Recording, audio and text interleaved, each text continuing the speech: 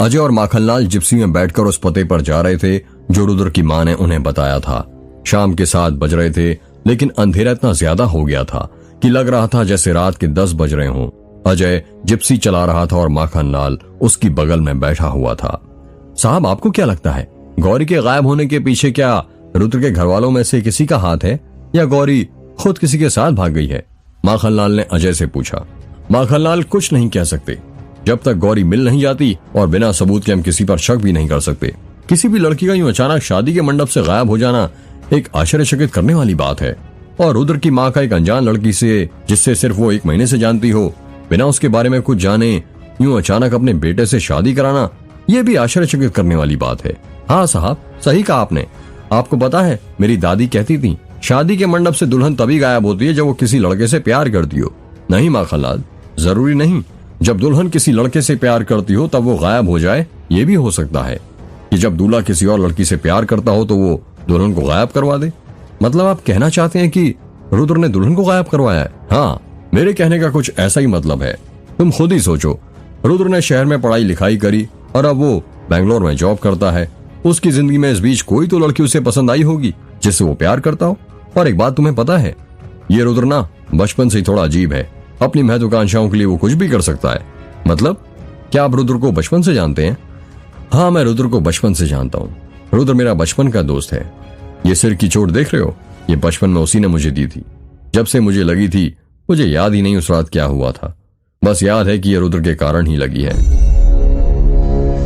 अजय ने एक हाथ से अपने सिर के पास का निशान दिखाते हुए कहा। अच्छा। अजय जिप्सी चला ही रहा था कि वो जिप्सी रोक देता है। क्या हुआ साहब, आपने यहाँ सुनसान पहाड़ी वाली सड़क पर जिप्सी क्यों रोक दी? क्योंकि अब ये पहाड़ी वाली सड़क पर ही हमें उतरना है और वो तुम साइड में वो रास्ता देख रहे हो जो जंगल के अंदर जाता है, वहीं पर हमें जाना है। रुद्र की मां के मुताबिक गौरी उस जंगल के अंदर ही रहती थी। ये क्या बात कर रहे हो साहब आप? गौरी को कोई और जगह नहीं मिली थी क्या रहने के लिए जो इस घने जंगल में रहती थी? मैं क्या कहता हूँ साहब, अभी अंधेरा बहुत हो गया है। हम कल सुबह आते हैं ना, रात में कुछ दिखेगा भी नहीं। माखनलाल, ये नाटक बंद करो और ये टॉर्च पकड़ो और चुपचाप मेरे पीछे आओ, वरना अकेले रहोगे तो कोई जंगली जानवर खा लेगा, फिर मुझसे मत कहना। अजय ने माखनलाल के हाथ में टॉर्च पकड़ाते हुए कहा। अजय और माखनलाल घने जंगल के अंदर जाने लगते हैं। जंगल के अंदर सन्नाटा छाया हुआ था। सिर्फ अजय और माखनलाल के पैरों के चलने की आवाजें सुनाई दे रही थीं। वो दोनों करीब 15 मिनट से चल रहे थे। साहब, हम लोग बहुत देर से चल रहे हैं, अभी भी वक्त है, हम वापस चलते हैं, कल आ जाएंगे। सही कहा माखनलाल, हम दोनों बहुत देर से चल रहे हैं, करीब 1 किलोमीटर अंदर तो आ ही गए होंगे ना? हाँ साहब, आ गए होंगे। रुद्र की मां के हिसाब से 1 किलोमीटर चलने के बाद एक पीपल का पेड़ आना चाहिए था। जरा देखो आसपास कहीं पीपल का पेड़ दिख रहा है क्या? साहब, आप ये क्या बोल रहे हो? रात के वक्त पीपल का पेड़ कौन ढूंढता है? आपको पता नहीं है क्या रात के वक्त पीपल के पेड़ में भूत होते हैं? इस वजह से कोई उसके पास भी नहीं जाता है और आप वही ढूंढने को बोल रहे हो? माखनलाल ने घबराते हुए कहा। माखनलाल, अपनी बकवास बंद करो और चुपचाप पीपल का पेड़ ढूंढो, अजय ने चिल्लाते हुए कहा। जी साहब। माखनलाल और अजय पीपल का पेड़ ढूंढने लग जाते हैं। करीब 15 मिनट पीपल का पेड़ ढूंढने के बाद माखनलाल थक जाता है और वो नीचे जमीन पर बैठ जाता है। साहब, अब आपको मुझ पर जितना चिल्लाना है चिल्लाओ, पर मैं अपनी जगह से उठने वाला नहीं हूँ, बहुत थक चुका हूं मैं, माखनलाल ने कहा। ठीक है, वहीं पर बैठे रहो, मैं खुद वो पीपल का पेड़ ढूंढ लूंगा। जमीन पर बैठे बैठे माखनलाल को गर्मी लगने लगती है और वो पसीने से पूरी तरह भीग जाता है। वो कहता है, भगवान थोड़ी तो रहम करो, इतना बड़ा जंगल है, इतने सारे पेड़ पौधे हैं और जरा भी हवा नहीं चल रही, यहाँ पसीने से भीग गया हूं मैं, थोड़ी तो हवा चला दो। जैसे ही माखनलाल ने ये बात कही, हवाएं चलने लगती हैं। वाह, मुझे नहीं पता था आजकल भगवान मेरी इतनी जल्दी सुनने लगे हैं, वरना मैं कुछ और मांग लेता, माखनलाल ने खुद से कहा। हवाएं चल ही रही थीं कि तभी माखनलाल देखता है कि उसके सिर के ऊपर पेड़ के पत्ते गिरने लगते हैं। जब वो उन पत्तों को अपने सिर से हटाता है और हाथ में ले लेता है तो देखता है कि वो तो पीपल के पेड़ के पत्ते हैं। पीपल के पत्ते देखकर वो झट से खड़ा हो जाता है और अपने पीछे मुड़कर देखता है। जब वो पीछे मुड़ा तो उसने देखा कि वो जिस जगह पर बैठा हुआ था वहां पीपल का पेड़ ही लगा हुआ था। वो चिल्लाकर अजय को आवाज लगाता है, साहब, क्या हुआ माखनलाल, मुझे पीपल का पेड़ मिल गया। क्या? अजय भागते हुए माखनलाल के पास पहुंचता है और कहता है, कहां पर है? ये रहा। अजय पीपल के पेड़ को देखते हुए कहता है, यदि पीपल का पेड़ ये है तो इसके जस्ट सामने गौरी का घर होना चाहिए। अजय पीपल के पेड़ के चारों तरफ गौरी का घर ढूंढने लगता है। साहब, यहाँ तो कहीं भी गौरी का घर नहीं दिख रहा है। अच्छे से देखो माखनलाल, यहीं कहीं होगा। साहब, चारों तरफ देख लिया और आप खुद ही सोचो, यहाँ घर बनाने लायक जगह है क्या? कौन इतने सारे पेड़ पौधों को काटकर घर बनाएगा? बात तो तुम्हारी बिल्कुल ठीक है माखनलाल, पर मेरा अंदाजा गलत नहीं हो सकता। मुझे पूरा यकीन है कि रुद्र की माँ ने ऐसी जगह के बारे में कहा था और उसके अनुसार गौरी का घर यहीं होना चाहिए। अगर ऐसी ही बात है तो इसका मतलब ये हुआ कि गौरी पीपल के पेड़ के अंदर रहती थी, पर पीपल के पेड़ के अंदर तो भूत रहते हैं। इसका मतलब गौरी भूत है? माखनलाल ने डरते हुए कहा। माखनलाल, तुम फिर बकवास करने लग गए। जरा टॉर्च आसपास अच्छे से मारो, घर यहीं कहीं होगा। अजय ने टॉर्च की रोशनी जंगल की तरफ करते हुए कहा। तभी अचानक उसके हाथ से टॉर्च नीचे पीपल के पेड़ के पास गिर जाती है और नीचे गिरकर बंद हो जाती है। अरे शिट, ये क्या? इतना कहकर अजय धीरे से टॉर्च उठाने के लिए नीचे झुकता है। अरे माखनलाल, जरा तुम्हारी टॉर्च की लाइट इस तरफ तो करना, मुझे कुछ दिखाई नहीं दे रहा। जी साहब, अभी करता हूँ, माखनलाल ने पीपल के पेड़ के नीचे लाइट करते हुए कहा। जब माखनलाल ने अपनी टॉर्च की लाइट नीचे की तो अजय देखता है कि पीपल के पेड़ के नीचे 6 नींबू रखे हुए थे। उन नींबू को देखकर अजय और माखनलाल दोनों हैरान हो जाते हैं। वो नींबू पीले थे और एक लाइन में रखे हुए थे। ये क्या, ये नींबू यहाँ पीपल के पेड़ के नीचे क्या करें?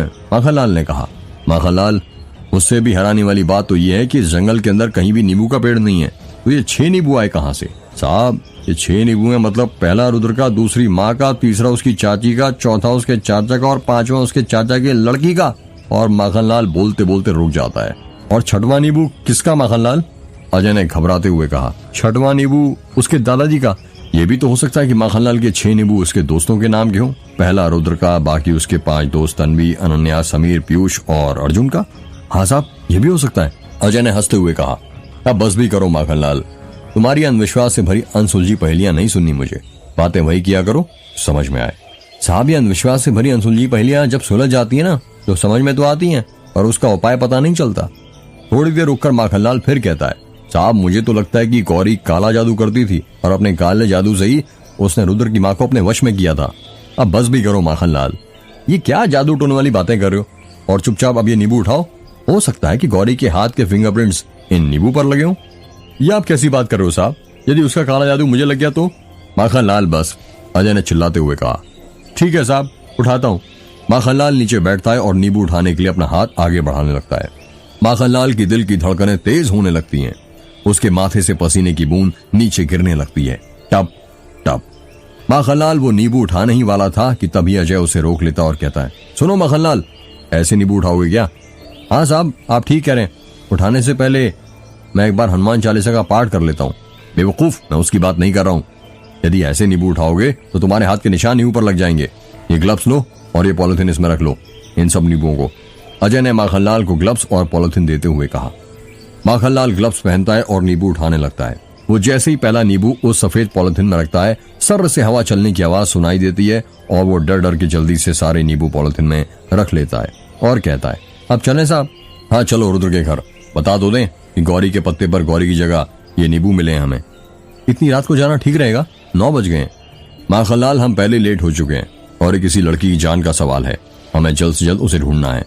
अजय और माखनलाल वापस से अपनी जिप्सी की तरफ जाने लगते हैं। जब वो जिप्सी के पास पहुंचते हैं तो अजय कहता है, सुनो, ये नींबू जो हमें मिले हैं ना, इसे वो जो गौरी की गुड़िया रखी थी ना हमने, वो सफेद पॉलिथीन में उसमें रख दो। जी साहब।